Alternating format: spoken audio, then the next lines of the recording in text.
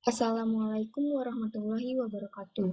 Saya Risha Mandayura, mahasiswa Matematika UIN Syarif Hidayatullah Jakarta semester 5.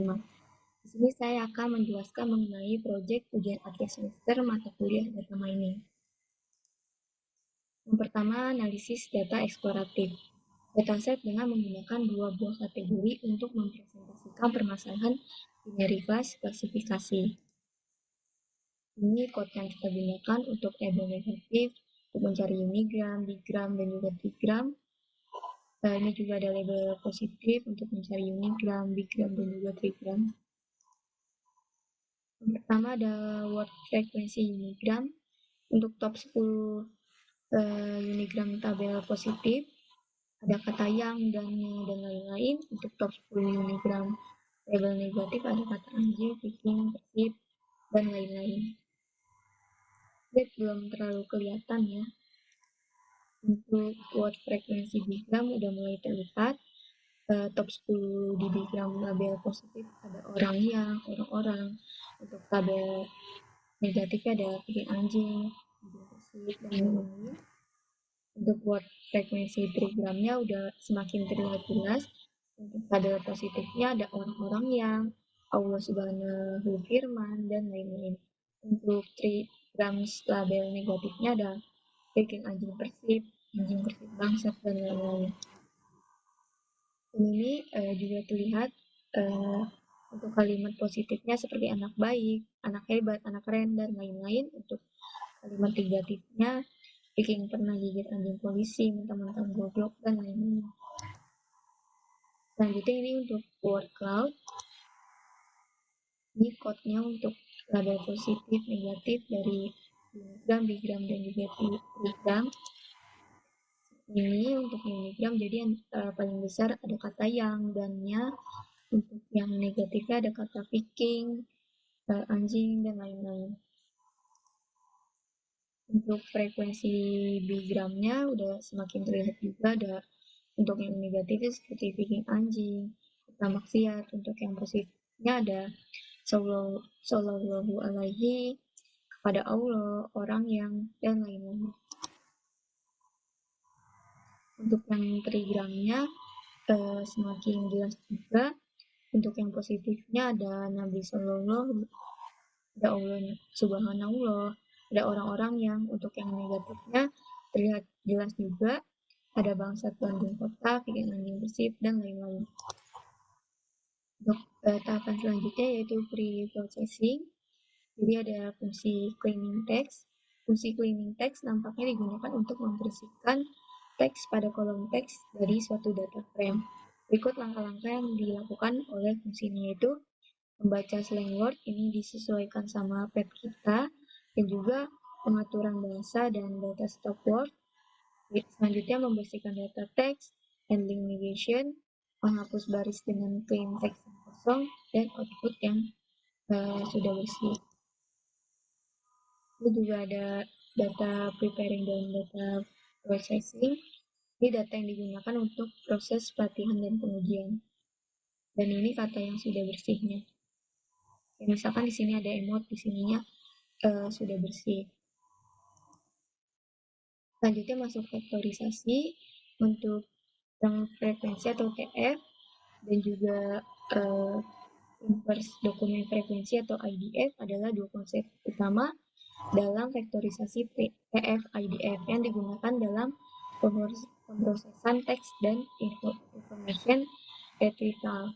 Yang pertama ada TF, ini untuk mengukur seberapa sering sebuah kata muncul dalam suatu dokumen.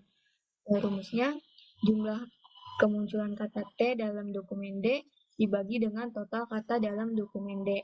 Tujuannya memperhitungkan seberapa sering sebuah kata muncul dalam suatu dokumen, dan juga memberikan bobot lebih tinggi untuk kata-kata yang sering muncul. Untuk IDF, pengertiannya mengukur seberapa unik dan atau penting sebuah kata dalam suatu korpus dokumen. Rumusnya, log total dokumen dalam korpus D dibagi dengan jumlah dokumen yang mengandung kata T plus 1. Tujuannya menurunkan bobot kata-kata yang muncul di hampir semua dokumen. karena kemunculan kata tersebut mungkin kurang informatif. Untuk pengertian yang lebih globalnya, TF-IDF adalah suatu metode dalam pengolahan teks dan permodelan statistik yang digunakan untuk mengevaluasi seberapa penting suatu kata atau term dalam suatu dokumen dalam kumpulan dokumen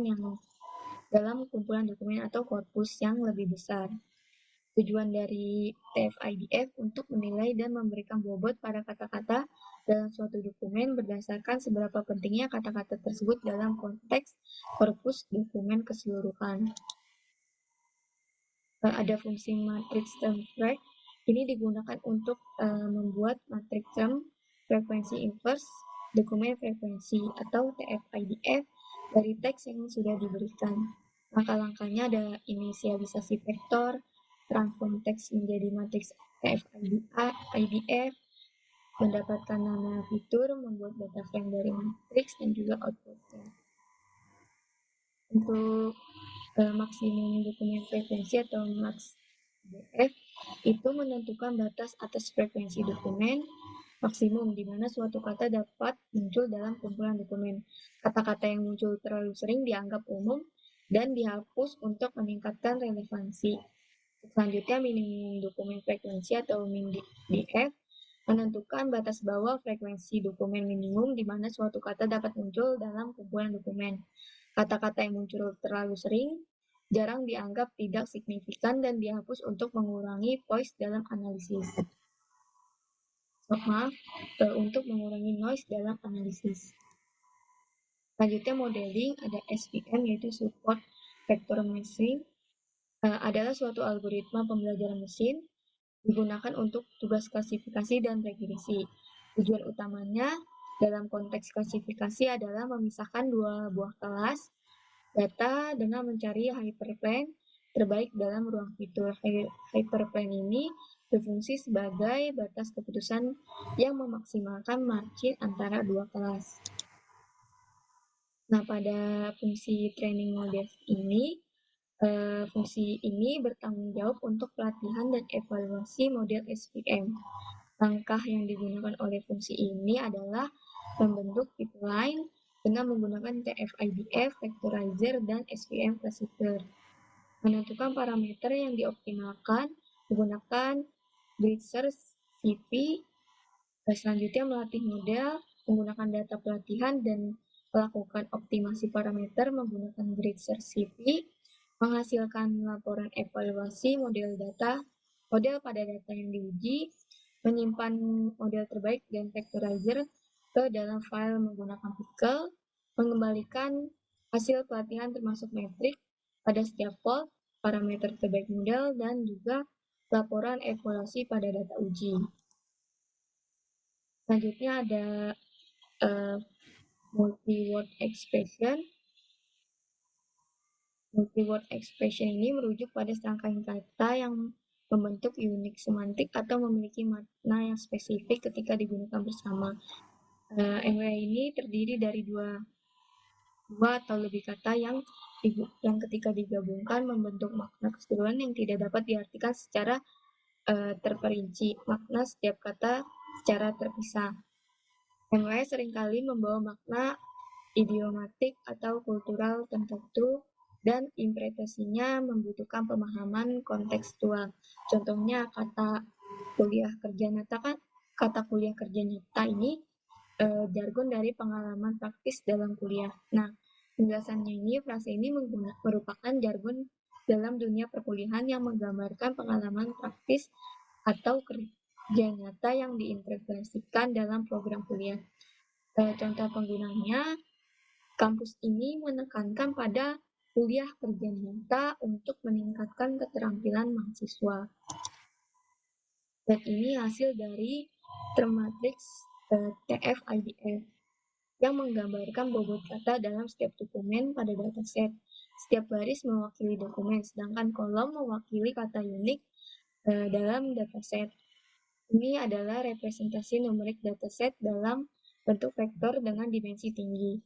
Visualisasi seluruh matriks mungkin rumit karena ukurannya yang besar. Alternatifnya, dapat memilih untuk memvisualisasikan sebagian matriks atau mengekstrak beberapa kata kunci untuk analisis lebih lanjut.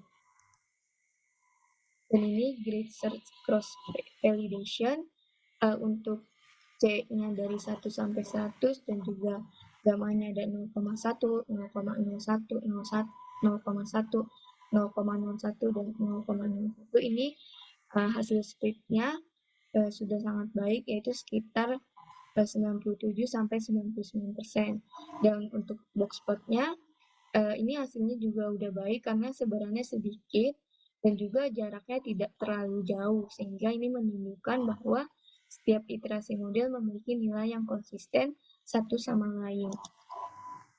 Ini matriks evaluasi. Dalam situasi ini, model ini menunjukkan nilai yang presisi, recall, dan juga advance score. Mendekati 1 ya semuanya hampir. Untuk kedua kelas, yaitu kelas negatif dan juga kelas positif pada data yang diuji. Akurasi modelnya mencapai 1, menunjukkan kemampuan model untuk memprediksi label kelas dengan sempurna pada data yang diuji. Untuk kalau mencapai akurasi 100% pada dapat menandakan bahwa itu overfitting, terutama tanpa evaluasi lanjutan terhadap kinerja model pada data yang belum pernah dilihat sebelumnya. Sebaiknya evaluasi yang digunakan pada dataset yang berbeda untuk memastikan bahwa model dapat memberikan kinerja yang baik dalam berbagai situasi. Dan ini implementasi API, misalkan kita kasih kata bismillah saya menjadi orang sukses dunia akhirat, maka hasilnya kepercayaannya sekitar 99%. Hasil ini menunjukkan bahwa model telah memprediksi teks yaitu positif dengan presentasi kepercayaannya sekitar 99%, yang menunjukkan bahwa prediksinya itu benar bahwa teksnya itu positif. Dengan teks bismillah saya menjadi orang sukses dunia dan akhirat, yaitu model yang baik. Terima kasih penjelasan yang bisa saya sampaikan. Wassalamualaikum warahmatullahi wabarakatuh.